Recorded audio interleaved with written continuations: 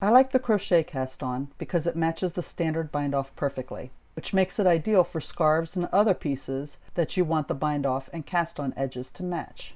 Cast on is also great to use as a provisional cast on. To do it provisionally, use waste yarn for the cast on and switch to your project yarn for the first row.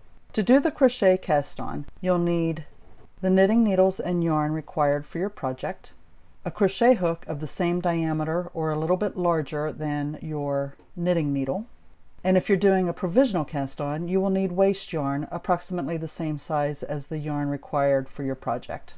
I'll demonstrate the cast on in both the Continental and English styles. In both styles, you will hold one knitting needle in your left hand and a crochet hook in your right hand. And you'll start by putting a slip knot on the crochet hook. After demonstrating both styles, I'll address how to adjust your tension and ensure your cast on matches your bind off.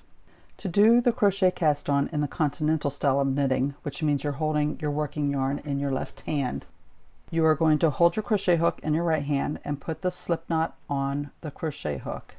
Then hold the working yarn like you normally do in your left hand and pick up your knitting needle, holding it in front of the working yarn, like this. Now, your working yarn's behind the knitting needle, so you're going to take your crochet hook in front of the knitting needle and hook the working yarn, pull it through the loop that's on your crochet hook. I've just put one stitch on the knitting needle. I need to bring the yarn between the crochet hook and knitting needle around the back of the knitting needle and repeat. I'm going to pick up the working yarn with my crochet hook and pull it through the loop that's on my crochet hook. Now I have 2 stitches on my knitting needle. Bring the yarn back around between the crochet hook and the knitting needle around the back of the knitting needle. Bring the crochet hook around the front of the knitting needle, hook the yarn, pull it through the loop on the crochet hook. And we keep repeating that. We bring the yarn around between the crochet hook and the knitting needle, around the back of the knitting needle, bring the crochet hook around the front, hook the yarn, pull it through the loop. And we are going to continue to repeat that. Now, when you hook the yarn, I've been doing it this way by going under the yarn. You can also go this way. It doesn't matter. So around the back, hook the yarn either this way or this way. I would encourage you to be consistent. Around the back, hook the yarn. Whoops, I wanted to do it the other way. Now, when you get to 1 stitch less than the total number that you're supposed to cast on, bring your yarn around to the back again and transfer the loop that's on your hook onto the knitting needle. That makes your last cast on stitch. Now I wanted to show you, wrapping the yarn does make your stitches look a little bit different on your needle. You can see, let me turn it this way. You can see the stitches here on the bottom. Let's see. Those legs come together at the bottom to make like a V, whereas the ones that I did wrapping the yarn the other way, here more toward the top, you can see the legs on these are wide open. They're more straight up and down. If I could hold this still. There we go. These are more straight up and down, whereas these come more closed at the bottom to a V. Now, when you actually knit the first row, you cannot tell the difference. So in this cast on, I did half of them wrapping the yarn in one direction and half of them wrapping the yarn in the other direction, and you cannot tell which are which. With the English style method of doing the crochet cast on, we hold the crochet hook in our right hand and the knitting needle in our left hand. The working yarn is in our right hand. And with it, we wrap the yarn around the knitting needle and in front of the crochet hook. We catch the working yarn with the crochet hook and pull it through the loop that's on the crochet hook. And we just keep repeating that. So around the knitting needle and crochet hook, catch that working yarn, pull it through that loop that's on the crochet hook. Around the knitting needle and crochet hook,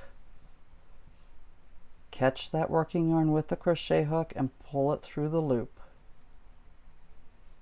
Around the knitting needle and crochet hook, catch the working yarn with the crochet hook, whoops, and pull it through the loop. And you just keep repeating that until you have one less stitch on your knitting needle than you need. Then the last cast on stitch, you simply transfer the loop from the crochet hook to your knitting needle to make the last cast on stitch. Now I want to tell you some success tips for doing this cast on. So you might need to practice it to get the tension right. I've found that it's usually better to err on the side of doing it too loosely rather than doing it too tightly. The tension is affected by the size of your hook and how tightly you make the stitches. So if you are doing this cast on and you pull each stitch tight like this, like I'm doing right now, do not do this. I am doing this to show you what not to do, but I'm pulling that stitch tight after I complete each one. If you do this, your cast on will be way too tight and you will be unhappy with it. You'll have to rip it out and do it over again, and I will show you what I mean in just a second. Now, if you want your cast on to match your bind off, it would be a good idea to do a swatch to test how tightly you need to do your cast on before you do your whole project, and then do the bind off and learn that your cast on and your bind off don't match, because the last thing you want to do is complete a whole project and see that your cast on edge is 6 inches wide but your bind off edge is 10 inches wide. So here you can see these first several stitches I casted on are a nice loose tension, but these last few stitches up here are very, very tight. And you do not want them like that. That will make your cast on way too tight. You want them to be nice and loose like these first ones that I casted on. Now, after you bind off and before you cut your tail, that's also a good time to stop and double check to see if your tension matches your bind off, matches in your bind off and your cast on. Because at that point you can redo your bind off if you've not cut your tail yet to make them match better. And then lastly, if you're doing a provisional cast on, you will cast on the total number of stitches rather than one less. And after you get the last stitch on your needle for the cast on, then simply do several chain stitches, which means you're going to yarn over the crochet hook and pull it through the loop, yarn over the crochet hook, pull it through the loop, yarn over the crochet hook, pull it through the loop. These are chain stitches. And the reason why you're going to do this if you're doing the provisional cast on is you can cut your tail then right here. It will give you this little chain section that's dangling off the end of your work on one end of your cast on. The other end of the cast on will not have that. It'll just have your tail. And that will tell you that this little chain section is where you want to start unraveling the cast on when it's time to pick up those provisional stitches. And it'll just make it a whole lot easier rather than guessing which end you need to start unraveling, because if you try to unravel it at the wrong end, you're just going to get frustrated.